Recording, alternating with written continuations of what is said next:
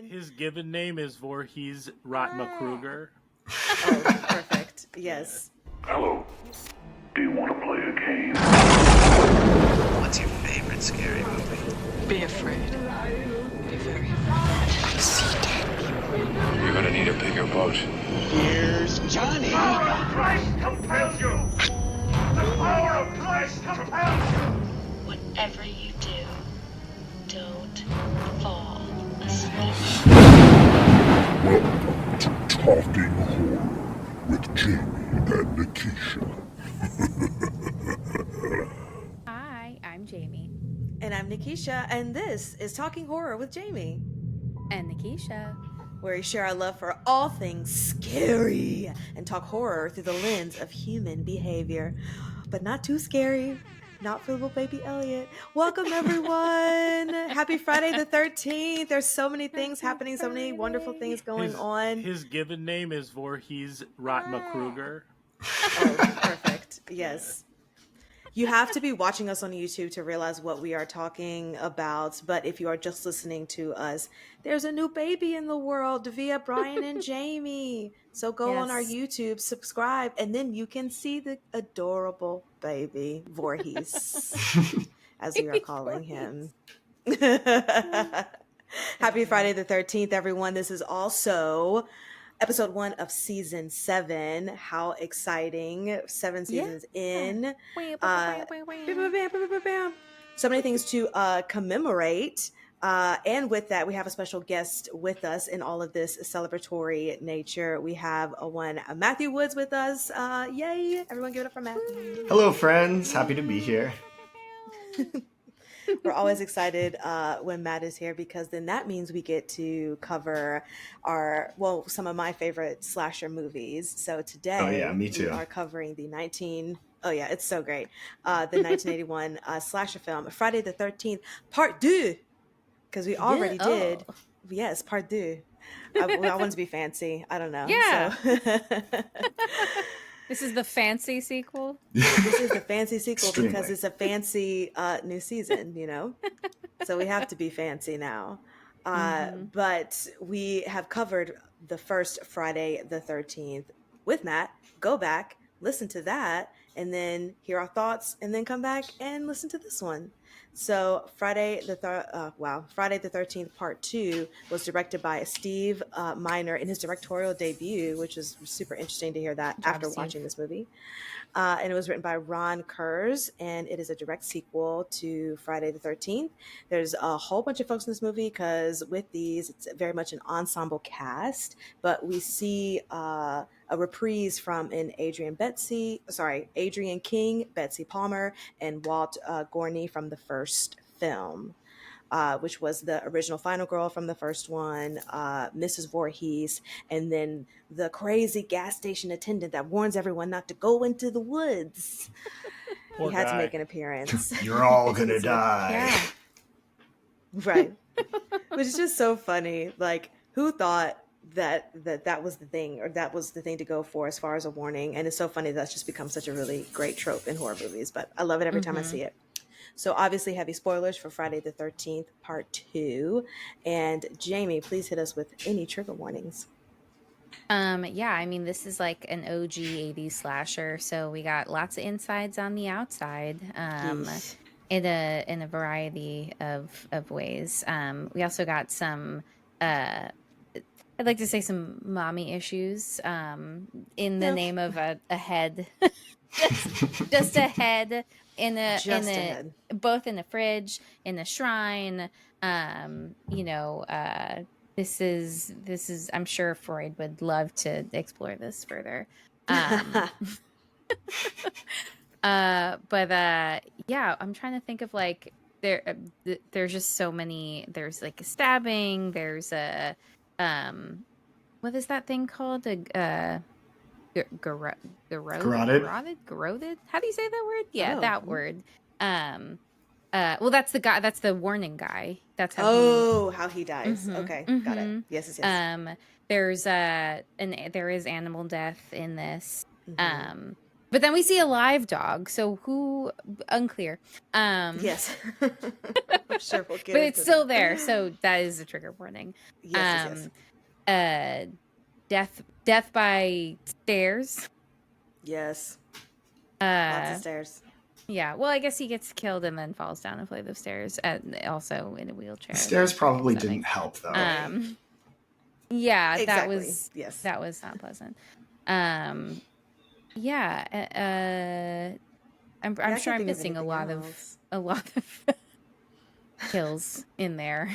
But it's all just, your basic slasher, like you said, insides on the outside. So if you don't want to see any type of bloody, gutsy things, then Bloody this might not gutsy. be for you because it's pretty gutsy. Fantastic. Well, before we get into everything, producer Brian, would you please give us some words?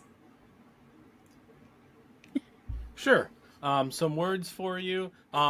Welcome to season 7. If you want to hear our thoughts on all the other Friday the 13th movies and our Friday the 13th kind of like our relationship to those movies, we've done the original one, as Nikisha mentioned. We've done Jason X. We've done what is it? 6? Is that what we did with you, Matt? 7. Oh, yeah. Friday the 7. We did part 7 with you. Yeah. And we did and we did the remake one. So we're every Friday the 13th we're making our way through. But follow us on all social media at Talk Horror Pod. Thank you. Yes. Baby Voorhees agrees with all of these sentiments. Absolutely. He just wanted to reiterate for everyone that, this is what we're doing and to go and follow us on all social medias and all things. Fantastic. Well, let's get into it. We need a plot summary of this, and we have our guest here. What's the plot? So, Matthew, you have 2 minutes to I'm give ready. us I'm ready. the plot. And Jamie will time you and give you the go. Yes, I will set the timer for 2 minutes. So again, you have 2 minutes to give us the plot to Friday the 13th, part 2. Are you ready? I'm ready. All right, ready, steady, go. So it begins with a classic previously on Friday the 13th, where Alice, the sole survivor of the last one, who's very traumatized by it, is having nightmares and flashbacks. That's like kind of her, like what happened last time. She goes into the kitchen to feed her cat, opens the fridge, and oh no, it's Mama Voorhees' severed head, the thing she did in the last movie. And then she gets surprise attacked from behind with an ice pick and killed. Years later, Paul opens a camp counselor training center summer camp near the old summer camp Crystal Lake. His assistant / girlfriend, Ginny, is late. She finally rolls up. She is sassy. She is capable. She is clever. Paul that night tells the legend of Jason Voorhees and everything that happened at Camp Crystal Lake, but it's like, oh, it's just a legend. Crazy Ralph comes in and warns them that they're all going to die. 2 campers try to sneak to Camp Crystal Lake and get caught. Then the cast kind of splits. Half goes into town, half stays at the camp. The half at camp all are like having sex or about to have sex and are getting picked off one at a time by Jason in that classic slasher manner, all sorts of creative ways, while the other half is at a bar and Ginny is talking about her psychology degree and trying to diagnose, like, if Jason was alive, what would his issues be? They finally go back to camp to find out that everybody else is already dead. Jason attacks them. They are running all over the place, and Ginny stumbles upon where Jason's been living in this shack. And she sees the old sweater and Jason's mom's severed head and uses her psychology degree to put the sweater on and kind of manipulate Jason in this like hypnotizing way to convince him that she is actually his mother. And it works for a second, and then he sees the severed head and he goes for her. Paul comes in and there's like some back and forth and running and screaming. She eventually gets Jason with a machete, and everything is settled. And then there's a sound outside. And they open the door, and it is Muffin, the dog that was killed and now is not killed. Muffin, the true final girl. And then at the very end, just like the first one, Jason comes crashing through the window in a big surprise reveal, grabbing Ginny. And I think the last shot is like her on her way to the hospital or something like that. But we get the feeling that Jason is not gone forever. And that's the plot. Always fantastic. Yes. Amazing. Yeah, he Thank can't you. be gone. He has like 10 more movies to Yeah. show. He has to still be alive, you Yeah. know? And when's he gonna step up his mask, you know? Like I know you he's have a to see the sack- progression. Yeah. Oh yeah, I forgot to mention the sackhead Jason is this one. Yes, absolutely. So he hasn't gotten his iconic look yet. And this is the first technical movie where Jason is the killer because the first one was his mother. So yes, let's get into everything Friday the 13th part 2 with our first segment, likes and gripes. And now our likes and gripes. Now, I will just have to say that this is my first time seeing this movie. Oh, really? I did not realize, yes, but this is my first time seeing part 2, and it was always great to. And so, with that said, I'll just start because it'll be really quick. Like Matt said, there's a previously on Friday the 13th, which I absolutely love. I love when a movie gives a flashback. Please let me know what I saw before, especially if I don't have the time to like watch the first movie before I watch the second movie, which sometimes I'll try to do. But if a movie gives it to me already, you're on my A list like automatically. So love that. There were some really nice shots in this, especially for this director who was directorial debut. The shot with the first final girl when she's walking to take a shower and the camera's like following her and it kind of looks like the point of view of like Jason stalking her. Like I love camera angles like that. I thought that was great to watch.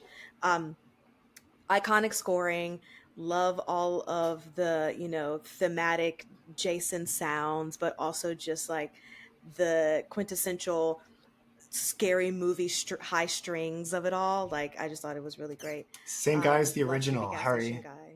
Harry Manfredini. Oh yeah. Yeah, he did both. Oh well, I mean it's fantastic and truly kind of like timeless in the realm of just like horror movies, you know. So I really loved the scoring, and I thought some of the jump scares were pretty great too. Like having to watch this movie for the first time, a lot of them got me. Like the cat coming out of the window or coming in from the window in the first scene got me. So it's like, okay, yep, I'm here for the ride. I love how much of an ensemble piece this is, and there's you don't really know who you're following until you get to the end, and it's like, okay, well, here's our final girl, and this is who we're following throughout. I like that Jason's mostly shadows in all of this until you get his big reveal at the end. But some of my gripes were just like it was a little slow for me at times. Like the scene where the officer is running after Jason felt like it was 5 minutes long. He just kept going, and it was just like, why are we panned in on this for such a long amount of time? And then this movie has that weird detail about how each person jumps across that stream. Like Jason walks through it, and then like the cop like doesn't know what to do, and then Ginny like kind of it's so funny to me. Like what a weird detail that was supposed to kind of tell us more about the characters, but in the end just like wasted time. But like is one of the reasons why this movie is so wonderful in some ways. Like what are we doing here? This is great. Right. What are we doing here? What's exactly happening? But I'm still going to keep following along because I'm still like invested in what's happening. And I like how the main focus is Jason, like he is the character that we're all talking about. He is doing all the kills and stuff. And so it's not a lot of character depth or development like some other horror movies, which could be a gripe in a way. But because this is just about Jason like seeking revenge from his mother's death. It's like, okay, great. It's about him. I really don't need to know a lot about all the other characters in this. But this really was such a movie where the characters' reaction times were so slow to where it's not even. I would think when Jamie would talk about, fight, flight, freeze, and a lot of the times it's like, okay, yes, they're frozen. I don't know what I would do in the situation. Maybe I would freeze too. But it was just like a tad bit too long to where I'm like, okay, what are you actually doing? A lot of these girls are just standing there and waiting for Jason, who's just slowly walking to them to go and kill them. So it was just like, okay, you're not even trying to find any kind of weapon or even run or do anything. Mm. It was just like a tad bit too long for that. But yeah, overall though, I had a great time watching this movie, more than I thought that I would. Uh, Really crazy to think that there were a lot of more survivors in this, like the guy that stayed at the bar who had, I think his name is Ted, Yes, and it's like, Ted. I want to be Ted. Ted has Truly. like "I'm gonna die in this movie" written all over him, and then he Exactly. Yeah. And he doesn't, which was so wild. It's like he just said, I'm going to stay at the bar, and I was just waiting for him to be stumbling, drunk from the bar back to the cabin, and then Jason gets him, and it's like, no, he is at the bar, and then he just missed everything completely. And it's like, wow, that's fantastic. Ted is just I living his also life. was He is, which you know what? That's a testament to minding your business and doing your own thing, and then you survive massacres. Okay. Mm-hmm. And You the don't last have to thing explore all the bumps and sounds and do anything. Just keep to yourself and mind your business and survive. exactly, and then you will survive. Mm-hmm. And the last thing I'll say, along those lines too, was with the Paul situation, because you think he's dead, and then he comes back and helps Jenny, and then like you don't see him again. But I found on the internet that there was this whole article about all of the people who survived Jason in all of the movies, which was super interesting to see that it's like, okay, if the kill did not happen on screen, then they're technically still alive. So it was Well, like, okay, well, I yeah, was Paul is also reading alive. I was reading, and Matt probably knows this, and I'm probably stealing his thunder. But I was reading that Friday the 13th Part 3 was going to be like Ginny's revenge, where she wakes up and like Paul is dead in her house, killed by Jason, and then Ginny was gonna like train and go back to the lake and like hunt down Jason. That's what the third one was supposed to be. But then what's her name, Amy Steele, the actress, did not want to come back, so they did the continuation with Part 3. If you've seen it, takes place like Mhm. right after this, and he just like finds another group of kids on the lake. I forget what it is, and like Yeah. there's this like weird motorcycle gang. I hate 3, but I really like this one, and we'll get to it. Actually, Brian, I did Yeah. not know that. Yeah. Oh. Oh my Okay. God. This is the last episode of Talking Yeah, Horror. I got scooped. We have stumped Matt. We Yes, solved it. exactly. We solved the horror. We I mean, that's horror. we solved it. But that's really interesting though, because that would have been an amazing movie to continue to watch and follow. I haven't seen the third one either, but now that you said that it was bad, Brian, then maybe I'll just skip over it.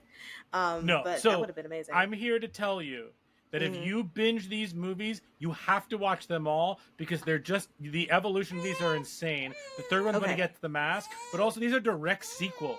Like, when does that Right. ever happen? All of them Yeah. are direct sequels. It's all, even Elliot loves it. He's like, yes, direct sequels. Mhm. Yeah, but overall though, I mean, like, this is my bread and butter of, just a slasher movie. This is what I want to see. I don't need to get into the details with things. Just give me the killer and have him and give me creative ways that people are dying. Like, that's all that I ask for. And I think that this, for this time and for this chain, was really good to me. So I had a great time. Matt, please tell us your likes and gripes. Yeah, I mean, that is also one of my likes. Like, this is pure, like, early 80s slasher horror. It's not reinventing the wheel. It is just, like, marching down that path. And there's, like, something kind of comforting is the wrong word, but, Like, you But know, it's also, like, 'cause you know what you're also. gonna get. Exactly, Yes. exactly. It's kind of a joy to watch in that way. You know what I mean? You know what you're getting exactly. I like that so many of the women in this movie like take agency. They're like clever, intelligent, capable, snappy. Like they're not just like the big-breasted girl who can't act, who's always running up the stairs when she should be going out the front door. I loved, yeah, I loved the fashion in this. Whoever did costuming, all of their outfits are like weirdly iconic in a way. They're like, this is your character, and you always wear this hat, even when you're having sex, like that sort of thing. Wait, who was the woman who was wearing the like crop top that was cropped like just below the bottom of her breasts? Yes. Because that was a choice. Also, her hair drove me absolutely up a wall. Like it wasn't just a side part. It was like literally the entire side of her hair was completely flipped. It was like it was just such a choice that I want to pick the brain of who decided that. Yeah, I mean, well, that's so funny too because no, sorry, go ahead, Matt. Oh yeah, I was just gonna say that's like kind of like in the like this is pure slasher. Like the dumb fashion choices are like part of the reason I like it. Like I like when characters like Gale Weathers wears that obnoxious suits and stuff like that. Like I love a wild choice for characters. It was wild. Yeah, I was just gonna say too. You also knew that she was gonna be the one. Like, if there is nudity in it, that her boobs are gonna show because all of her outfits were just like, yeah, and here are my boobs, and it's like, okay, well, when is the time that they're gonna show them? Because that's obviously just her entire personality is her boobs with how they have her dressed. Fair. So maybe there's one big-breasted girl who can't act who's.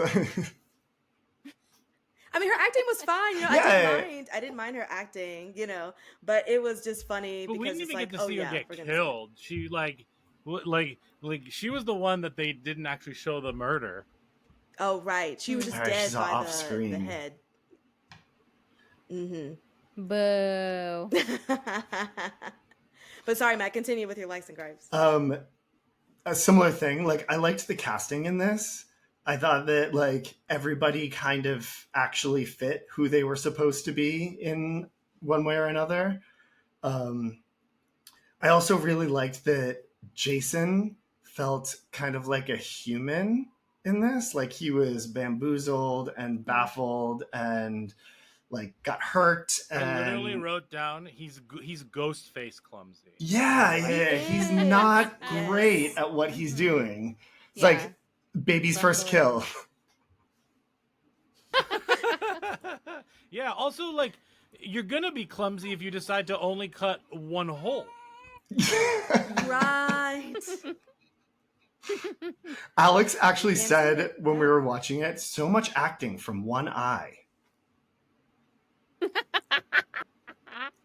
Agreed. Absolutely agreed. And then my final like is I like that Muffin came back in the end, obviously. And I like that we're starting a trend of like the Jason jump out surprise at the very end. Like they always end that way.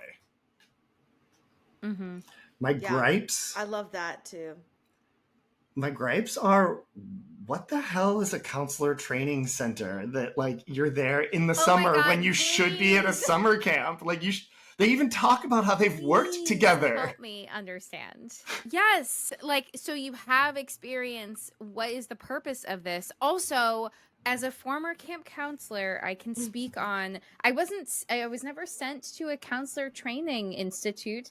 I was a counselor in training. CIT is the official title for what you are before you're a real counselor. They don't send you away. You just like are a fake counselor. You don't get paid for it, and you're just at the camp. So, what is this school for actual? It's like CEUs for counselors. If people are going to camp for being a counselor, that would be happening now, not in 1981. Yeah, that's so true. That is so true. What is they're so far ahead of the curve that it doesn't even exist. Right. That is wild. I agree. It's like, shouldn't you actually be like counseling people right now in the summer? But okay, cool. Mm-hmm. They just needed a reason to gather and have sex. It's fine. That's what they call Yeah, it. The exactly. yeah, it's fine. My only other gripe is that after Ginny gets through all of these like attacks and running away and hiding, attacks and running away hiding, it's a little rat that she pees under the bed and gives herself away. It's the rat that does it, not the like psychotic maniac who's been trying to kill you all night. Yeah, Mm-hmm. agreed. It's like you went through all of that, fought him, like, and then okay. But you know what? That was like a New York City level rat, and Yeah. I probably would be too. So Fair. That's fair. that rat was gigantic. Mm-hmm. Fantastic. Anything else, Matt? Nope, that's all. Okay. Jamie, please tell us. And I'm sure you've seen this a million times. Yes. So I think I honestly couldn't remember if I have seen this before, but like so much of it seemed really familiar to me, and I didn't know if that was because I had seen it before or because I found it to be really predictable. But somewhere in the middle of like maybe I saw the ending was very familiar to me, but that could also be because it was like on a list. Like I I know we haven't talked about agree. those Watch Yes. Mojo lists in a really long time, but we used to talk about them all the time, and I feel All the like time. that the ending of this was like on a list of being iconic. Yes. So that was very memorable. But for like for a horror sequel, it's not too shabby, you know? I think it definitely kind of is like it keeps the same energy, I think, from the first one, which I think says a lot for a sequel of any kind, let alone a horror sequel, where the ball can be dropped so easily and it's like, oh, this is terrible. So I do think that they have some good kills in this. I like that they continue with like again like the direct sequel element of that. Where it's not just like kind of shooting off into like here's this new group of like, you know, who are these people, and like, oh, they just happen to be in close proximity to like where murders have happened, so like that's their downfall. But it is but it still at least gives us the element of like, well, what happened to that one girl? Exactly. So I do like that. And all, you know, I was excited when there was a head in the fridge. I also do think Yes. that opening scene is pretty good, just in the way that it's all like orchestrated, of like the build up is happening. Like we talk a lot about you know, good effective like building Tension of horror, building. where you're expecting the, you know, the moment, like the beat to drop, if you will, at certain places, and it does it like it's really prolonging it in this sequel in the beginning. But I did guess when it was going to happen, but I still was like, oh, this is, I like how they are kind of like giving us the creepy vibes on and on and on. Although I I was confused at the beginning when she was talking to, was it her mom on the Yeah, her phone, mom. and she was like, I have to do this my way, and I was like, what are you talking about, and where are you right now, and why are you by yourself? Like none of It was like none a of that haunted really made house sense. apartment. Yeah. Yes. It just it was, I was like, okay, these are all choices, but you know what, it doesn't matter, because at some point we're going to get the kill that we really want. And Ted agrees. Ted agrees. Yes. Yeah, but yeah, no, I enjoyed that it was like, oh, when's it gonna happen, oh, when's it gonna, oh, it's the cat, just gotcha. Yep. That's always fun. I do love a good like urban legend. I like that, you know, the campfire story is presented as Yeah. this like scary urban legend vibe, and then they all get scared, and then I immediately was like, didn't they know that one guy wasn't there the whole time? Like there's not a lot of Sure. people at this camp counselor camp, Right. and they didn't realize that like one of them was missing for that whole story. But yeah, I think there's definitely some positive, memorable moments in this one. There are certainly some questionable ones. I really don't know what to say about that staircase death. Yeah. I don't know. That image also was like burned into my mind, and I was like, did I see this before? What is happening here? You've almost certainly seen It that was pretty before. silly. I had to have seen that before, because of how unbelievably silly it was. But you know, I also was like, man, I actually liked a lot of these characters. I liked the pairings a lot. And so it was kind of disappointing when, like, obviously they're all going to die because they are all pairing up to have sex. Yes. So big bummer for all of them. But yeah, how do I feel as a mental health provider? How do I feel about the weird psychological issues around mom and trying to pretend to be mom? I don't know. I look forward to talking about that further, but Yes, yes, yes, yes, yes, yes, yes. I Uh-huh, like uh-huh. I don't know if I think Nikisha was saying this, like, for one, everybody reacting really poorly in most of the situations, but at the same time, on the flip side, I don't know if I would have the wherewithal to be like, oh, that's his mom. That's his mom's head. That must be his mom's sweater. Let me put it on and pretend to be his mom. Like, psychology major, Right. whatever. I don't think that's where my thought It's a process really would good be point. going in that moment. In a life or death situation, absolutely. That's really Yeah. elaborate to think of in that moment, in such a Shockingly high stakes intuitive. moment. Yeah. Yeah. Yeah, she doesn't even need school. She's that good. Right. She's just number one psychologist. But Just like in Long yeah, Legs. The intuition. yeah, just intuition is like such a high caliber. So yeah, that felt like a stretch.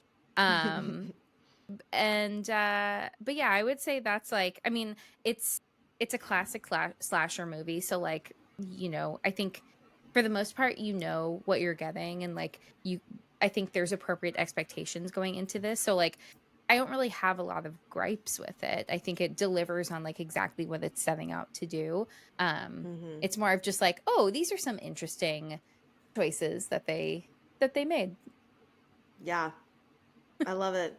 But again, like you said, for a direct sequel, it's like it's doing its job. Mm-hmm. Like we just want to see Jason take revenge. But yes, I am absolutely curious, Jamie. I didn't have any questions about the whole mom sweater moment. I don't know But either. if you wanted to talk about it during the thing, I feel yeah, free. I just like don't like, how does she know how to like what energy to channel when she's like talking to him? How does she like know for certain that he has like mommy issues? Um it's I don't know, it's just like such a weird scene. How does he even know what his Hmm. mom did?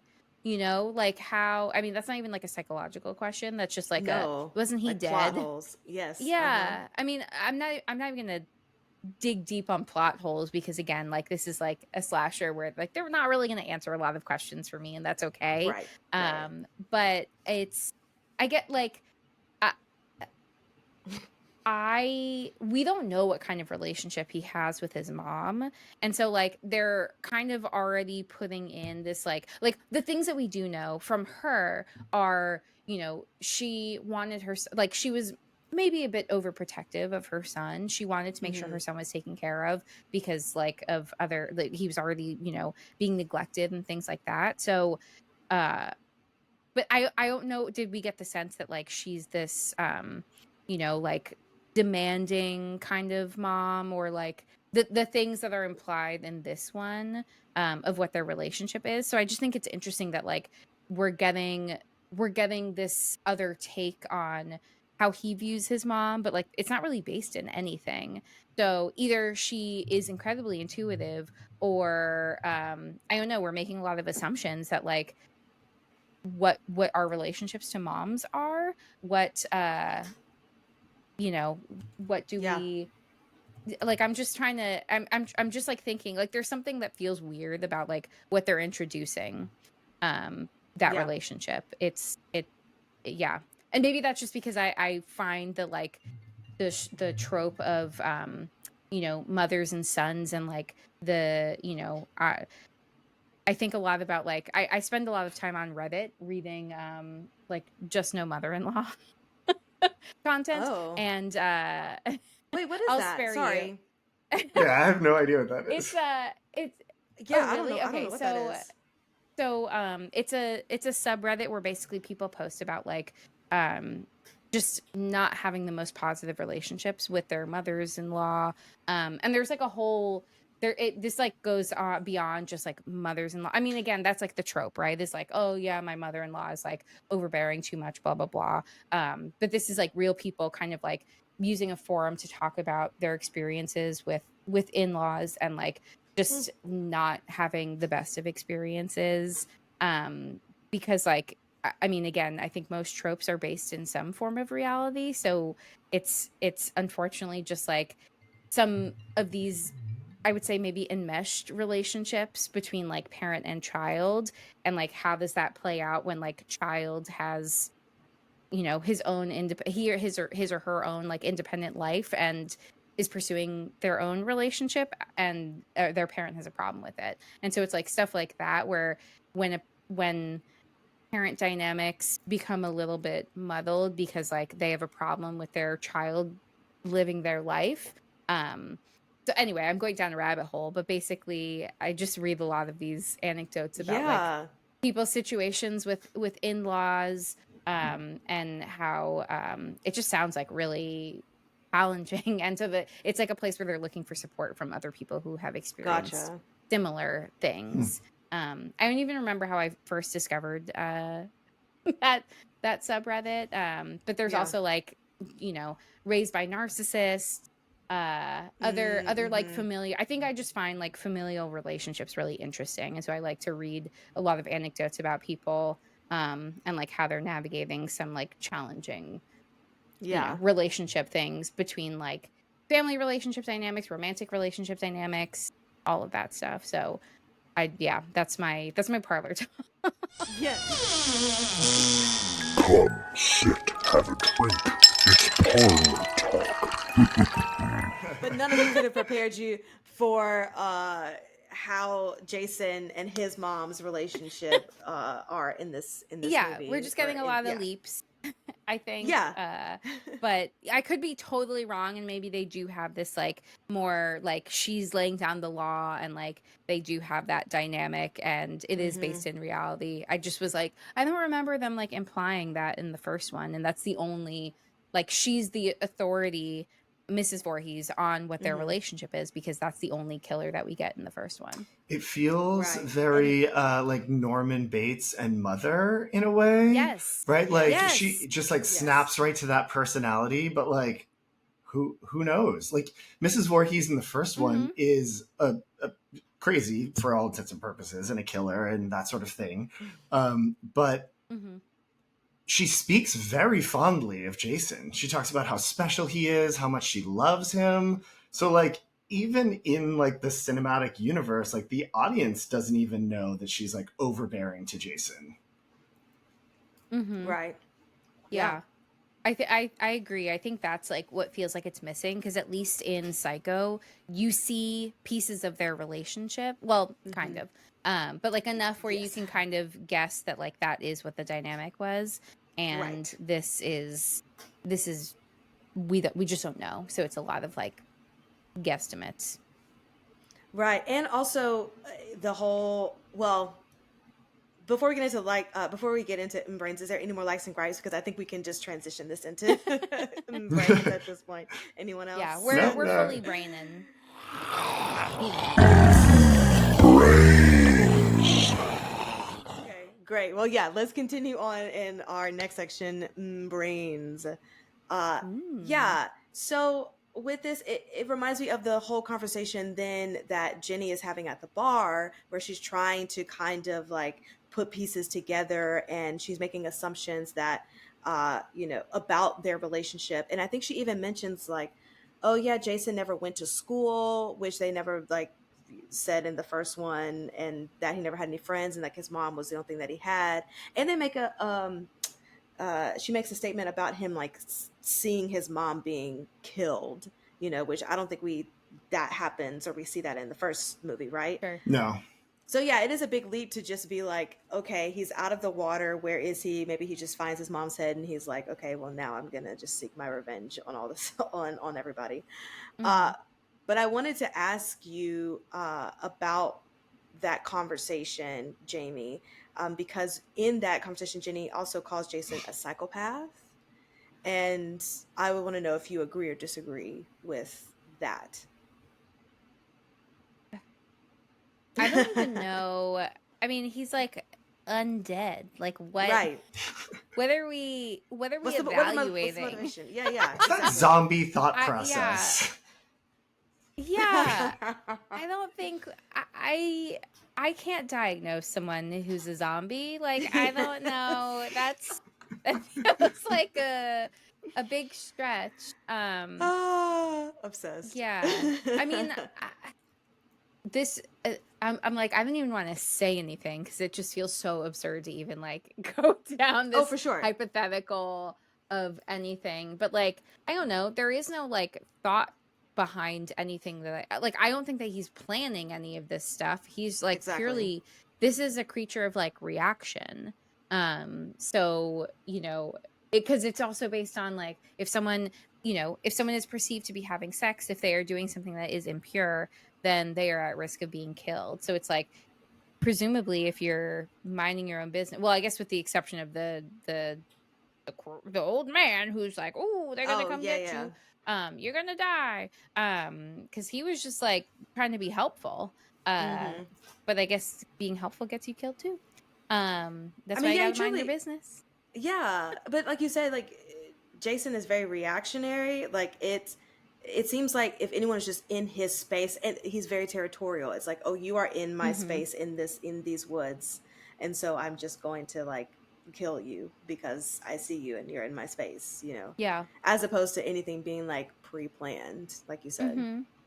Yeah. Yeah. So like in that sense, like maybe, but again, it's like I don't think it makes sense to put too much stock in like what this Right. what this virtually undead person is doing. I mean, he just gets even more magical and magical as we continue on in the chain. Oh, Yeah, then truly. then he like has superpowers essentially. Yeah. So like I don't think that I mean, by 10, he's literally he Uber really Jason. isn't planning anything. Yes, Yes. exactly. Oh my god.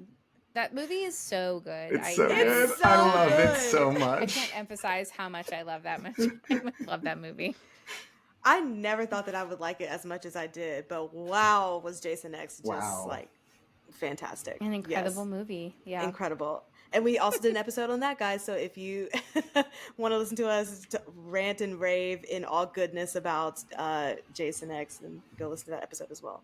I also have a question. So my other... Oh, go ahead. Oh, yeah. Ooh, Go ahead, Matt. yes. No. Go ahead, Matt. So Adrienne King didn't want to do this movie. She asked that if she was going to be in it, her role be as small as possible because she had a stalker. She was being stalked by an obsessed fan of the original, and she was afraid to do this movie. And so, and like, I mean, that's kind of the idea of like a slasher is like someone gets obsessed with something and like stalks and kills and narrowing down to like the last one alive. So my question is like, what makes someone so obsessed that they become a stalker? Like gets to that level. That's a really good question. Yeah, good question. Thank you. Good question. Good question. Good question.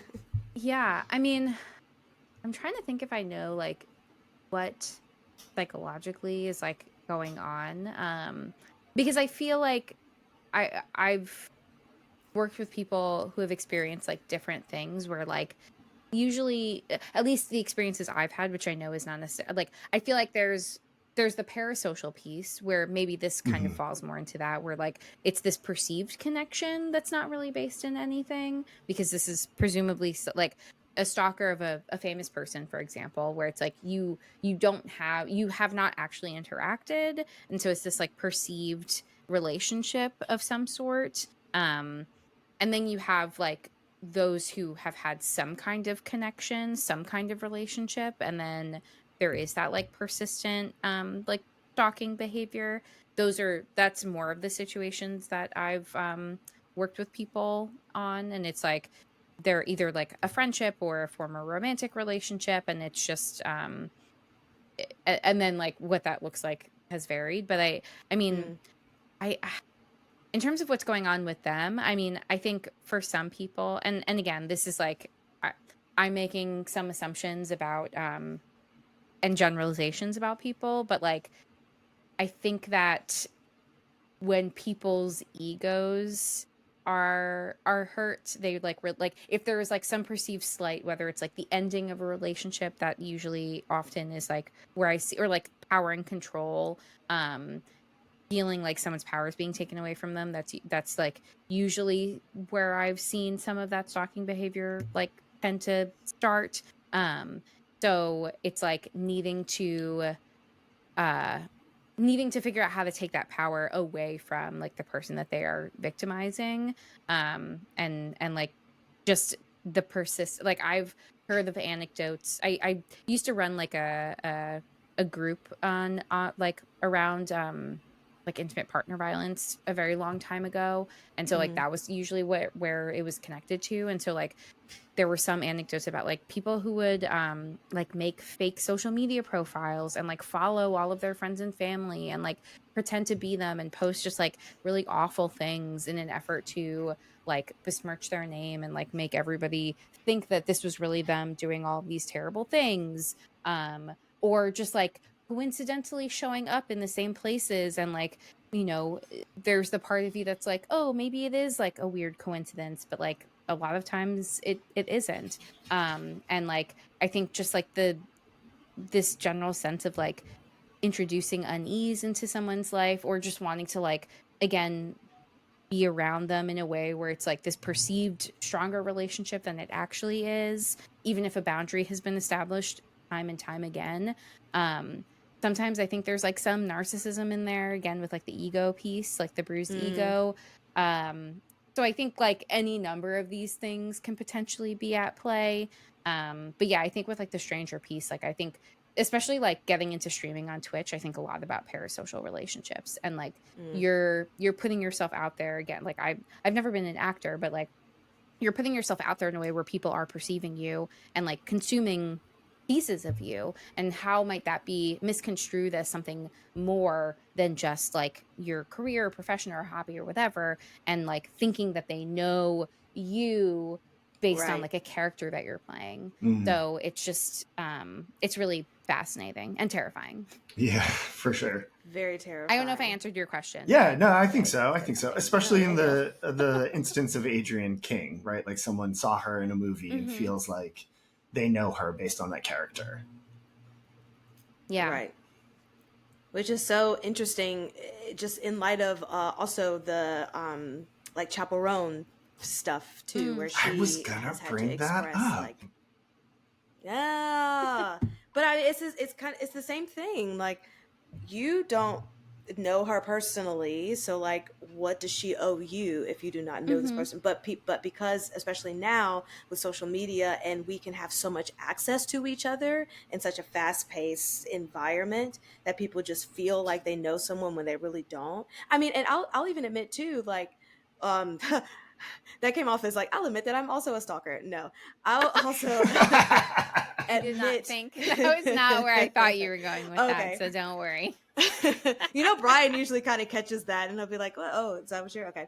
um but I will admit that I have had like Instagram friends, right, where we Mm. have had mutual friends, but we have never met in person, but we would interact like, and I guess it's a bit different because we would still interact with each other like on social media, but then we'll meet in person and then be like, oh my gosh, we're actually meeting in person for the first time. Like, this is crazy how we kind of thought Hmm. we really knew each other, but we Hmm. didn't.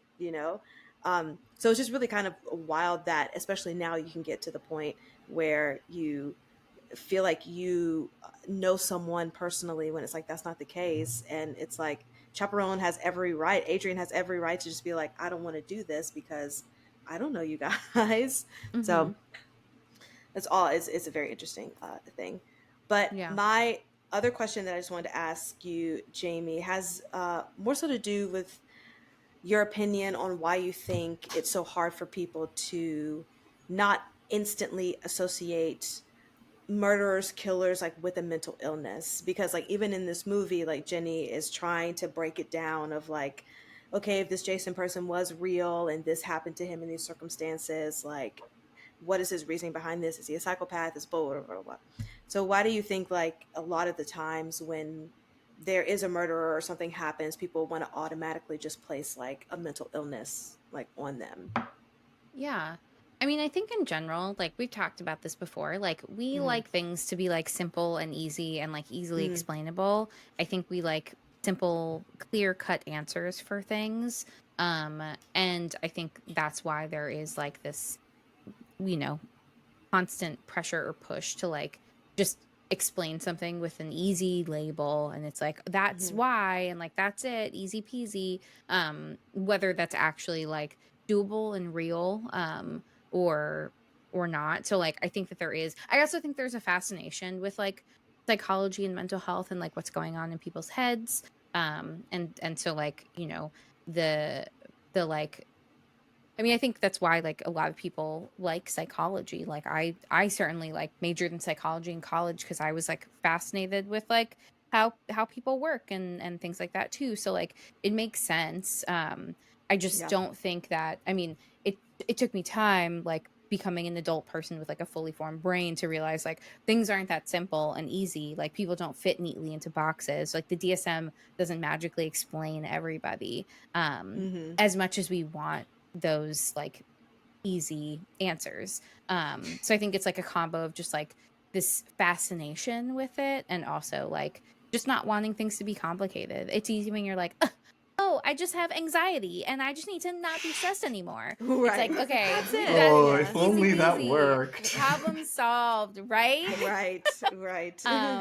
But yeah, so it's like I think it's that where I think, you know, but I think in some ways I think people really like labels because it can help them better understand themselves and identify like clear solutions to deal with some of the things that they're struggling with. Mm-hmm. However, I don't think that labels are for everybody. I also think just because there might be a label that you identify with, that doesn't necessarily mean that like there's an easy solution to managing what comes with that label. Right. So I think that is another really important thing. It's like you know, I identify with anxiety, but that doesn't necessarily mean that like managing my anxiety is going to be like easy peasy lemon squeezy. It's going to Right. be difficult, lemon difficult.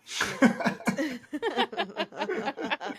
um, so No, that's yeah, so that's true. And I mhm. think, you know, some people, like you said, some people will find comfort in just knowing what the term is, what the label is, what the diagnosis is.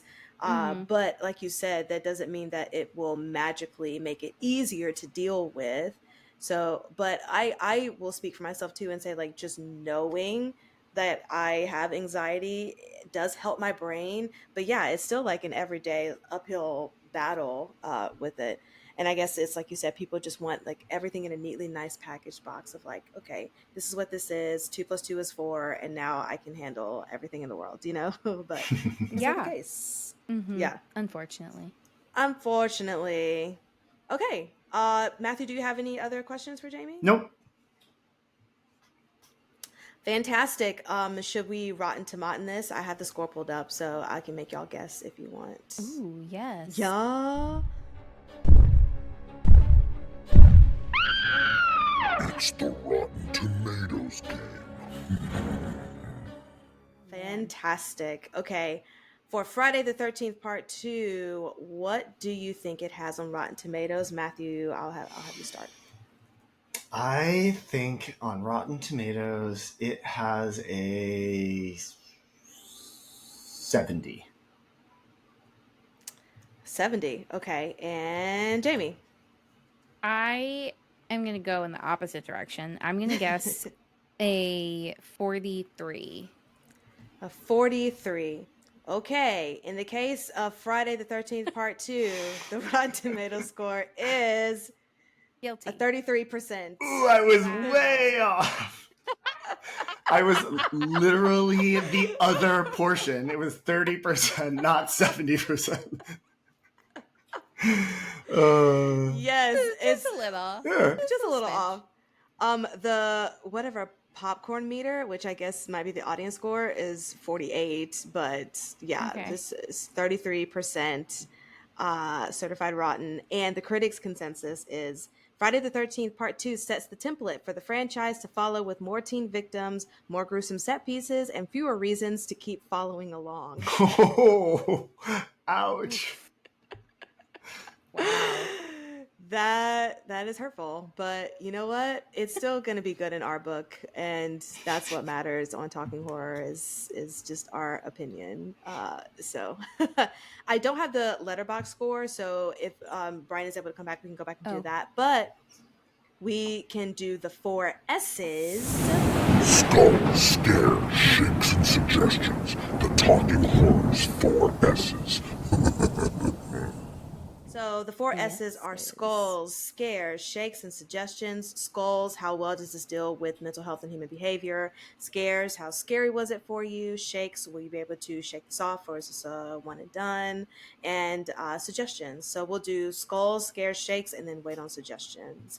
And we scale this from a 1 to 10. So Matthew, please give us your skulls, scares, and shakes. For skulls, so like they're horror movie camp counselors, so they can only make so many good choices, like just within their existence.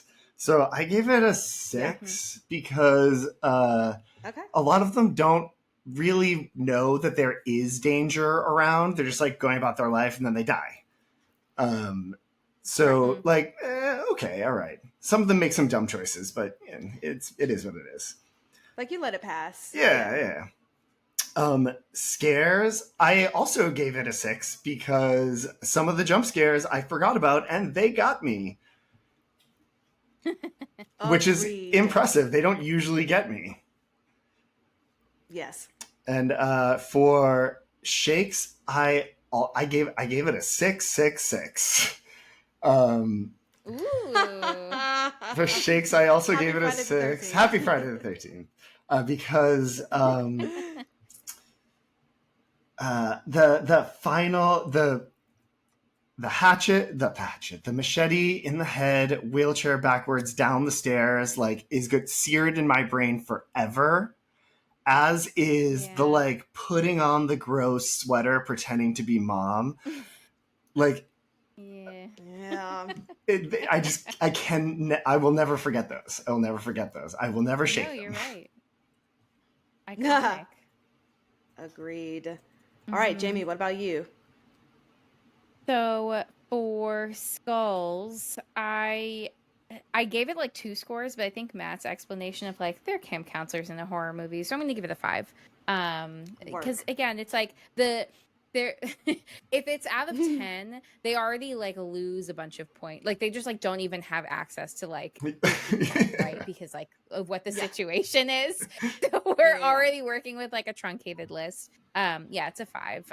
They're making choices. They're not. They're trying. I don't know. I mean, yes, trying. Hashtag I guess doing is the a best. word. So yeah, 5 for that. For scares, I gave it a 3. I wouldn't say that the scares like got me necessarily, but I do think that they were creative and like did good tension building. I just remembered like in the beginning when they first show Friday the 13th.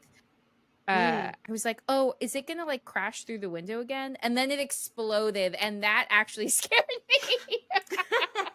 I love that. And then I laughed because I was like, oh my god, that's so funny. So that was hysterical after I was like, whoa, and then it was like, oh my god.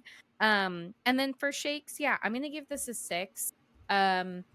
For our first introduction of Jason, for just again like the weird mommy issues piece at the end, and Mhm. that truly terrible wheelchair death stare scene. Whew. Yeah. You know that guy, No, Tom I mean, McBride, it's great. was a cigarette model. He was like the Winston-Salem man or the Marlboro man or something like that. What? Yeah. You should Google him. I mean, he had a pretty face, Oh, yeah, he's so beautiful. I get it. Yeah. I mean, a lot of these camp counselors were very beautiful people. Yeah, really good looking. Sure. I mean, like, I get it. Mhm. Yeah. Coupled with what Matt said with the outfit choices, it's like, yeah, 10 out of 10, guys. Mhm. Good job. Good job casting. Okay, so wait, he fell asleep. Now I'm gonna go through everything that I missed. Okay. Okay. I really like that. I'm gonna do it quickly. I'm sorry. And a little ASMR for our listeners. I really like that Jason moved the tea kettle at the beginning. That was really sweet. I really like that. I like that Ginny just like uses a chainsaw casually throughout this. Like, okay, that felt very unsafe, but very 1981. I really like the edit from the dog to the hot dogs when they're all eating. I thought that was great. I thought that Jason built a really good shack building in the woods. I think that was like some really solid, like, I'm not an architecture. Brian, you're killing me. I really, when Nikisha said it was very artsy, I thought all the establishing shots in this were super artsy. I thought they were really wonderful. I wrote Ted's a weird guy. I wrote, can I really like a slow movie? Because it's slow in the middle, like Nikisha said, but I liked it anyway. Yeah, of course she kicks him in the nuts. I thought the camera work and the Ginny chasing at the end is just absolutely fantastic.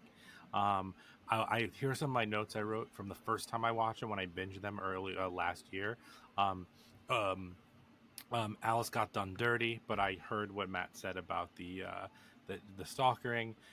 You guys talked about the timeline and age of Jason. Like, the age doesn't make sense based on how old he was versus, like, you can't grow when you're dead. Anyway, it doesn't matter. I really like the car being towed in the background. I don't know why. I really thought that was hilarious.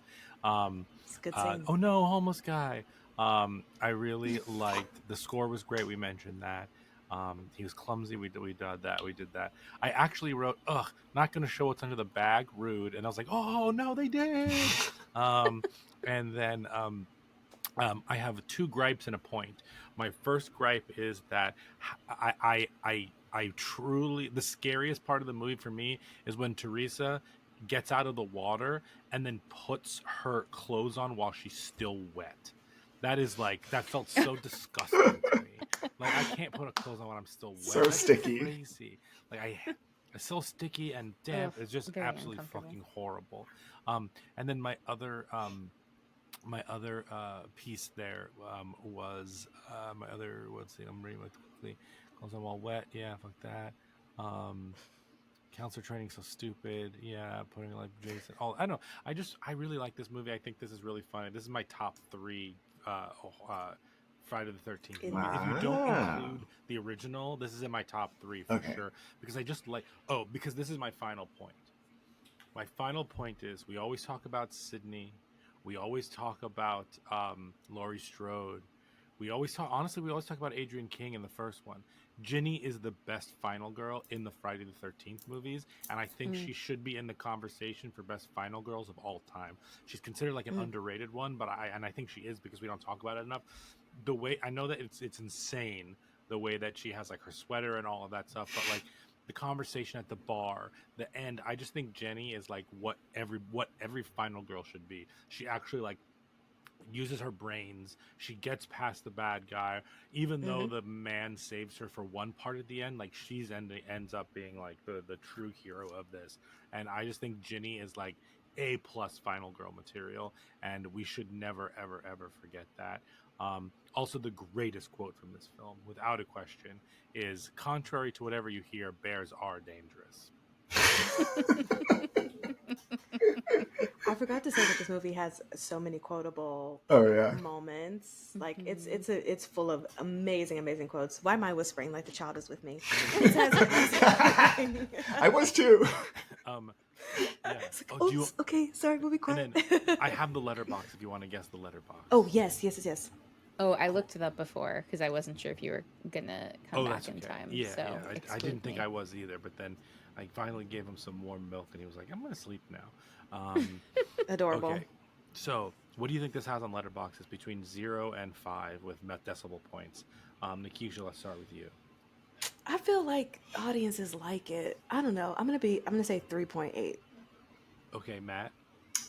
Yeah, I got screwed with the critics, but Rotten I Tomatoes. think that Letterboxd, as harsh as it is, with like a fan favorite like this, can be more forgiving. So I'm gonna go. Mm, I'm gonna give it a full 4. Wow, it's a work. 3, but All that's right. okay. Okay, that's fine. But here are the top 3 most popular reviews, and they're just delightful. In third place, it's I love the reveal in this movie that Jason is some dumbass loser.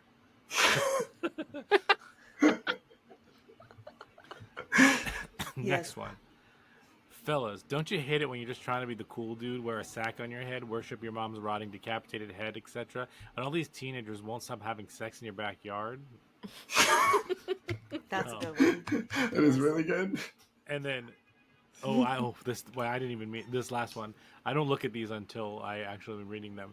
Number one is I love that Jason is a big dumb idiot who keeps falling down because he only cut one eye hole in the sack over his head. There you go. Yeah. That's it. That's exactly Mm-hmm. it. Did you notice Fantastic. at some point in Brian. this movie that he walks past the mask, like the when the jump scare at the campfire? He's wearing like a werewolf mask or something, and it's on the ground, and Jason Oh yeah. steps on it and walks right past it. He doesn't bother with putting on a Mm-mm. mask. Yeah. Just thought it was a little ironic. I like that. Yeah. Yeah, yeah. It's like no. Well, he was like he's a little picky. Yeah. It's like I didn't want this Mm-mm. mask. This no. Oh my god. I have standards, guys, and that's not it. So yes. Brian, do you want to do your 4 S's? Sure, but I don't think you did yours, right? No, but it's all good. Oh, okay. Oh, we Sure. didn't do suggestions. Yeah, we didn't do suggestions either. Yes. So I'll do my 4. Great. Skulls. I mean, it's a 5. They're not even real counselors because they're being trained, so I'll give them a 4 or a 5. Scares. I'll give this a 4. I think the jump scares still got me here and there. I heard you guys say that. Shakes. I mean, this one's confusing. I'm gonna give this a 6.5 because I like it as a Friday the 13th movie, but that's a curve. That's like a big curve. Like this is not a good movie, but it's a great Friday the 13th movie. Yeah, it's great within the chain. Totally. Yes. For what it is. And then yeah, totally. And then Nikisha, what are yours? So Brian, it's almost exactly the same as yours. 5 for really? skulls, 4 for scares, and a 7 for shakes. Oh, nice. Yeah, all the same reasons. I'll bump up to a 7. I'll bump mine up to a Yeah, 7. yeah. Great, cool. And then my Suggestions, suggestion is Jason Lives. That's my favorite. That's my favorite of the like comedy ones. Jason Lives. What I think number it's is that? That's 6. Oh, okay. Right? That's I have Yeah, to say it's Jason 6. X. If we're gonna throw out Jason, I will suggest Jason X. I suggested Jason 3. If you like 2, you might as well What keep about you, marching and go on to 3. hell yeah. Yes. I went in a completely different direction, and I listed what I think are some of the best direct sequels to horror. Brilliant. So some of the ones that I have are Devil's Rejects, Doctor Sleep, Ouija Origin of Evil, which is a prequel, Evil Dead 2, and Scream 2. Yeah, All right. That was a really smart idea. Tight list. that's great. Yeah. Now, and speaking of Scream, they're all on Max right now. Oh, So nice. if you want to take a deep dive down there, Can we Yes, also Brian. talk about the fact that Jamie and I sat down to watch this movie on September 2nd or something like that, and all of them have been moved off of Max on September 1st. so mad. Same. Infuriated. Because Yeah, I'm it is like, I outrageous. know How I dare saw you? all these. Yes. No. I was pissed. It's I like, know. why? If we hadn't, if we'd have watched it one day before, We would have. Anyway, I thought that was Do you think funny. they did that on purpose, knowing that September was going Had a to have Friday. Friday the 13th? Yeah, I guess. I don't Well, know. it has to do with Y'all. rights and licensing. Yeah. So yeah, everything gets And I'm traded sure they around took to the away different the- streaming services depending on whoever has purchased the rights Rude. for that month. And I'm sure that those Friday the 13th rights were taken away for this month so they can get the rental money.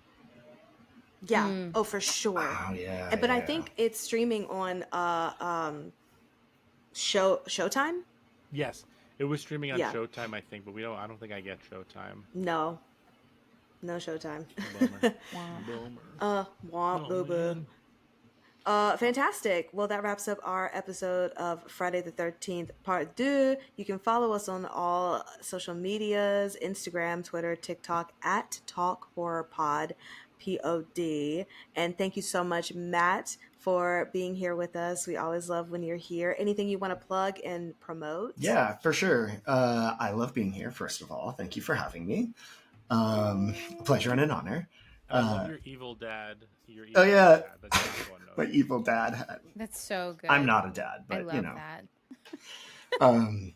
You're a dog dad. There you go. Yeah, thank you, dog dad. Yeah. An adorable dog. Thank you, Norman Bates, my pup. Yes. Yeah. Please follow me on Instagram at Hallowoods, Hallow like Halloween and woods like trees.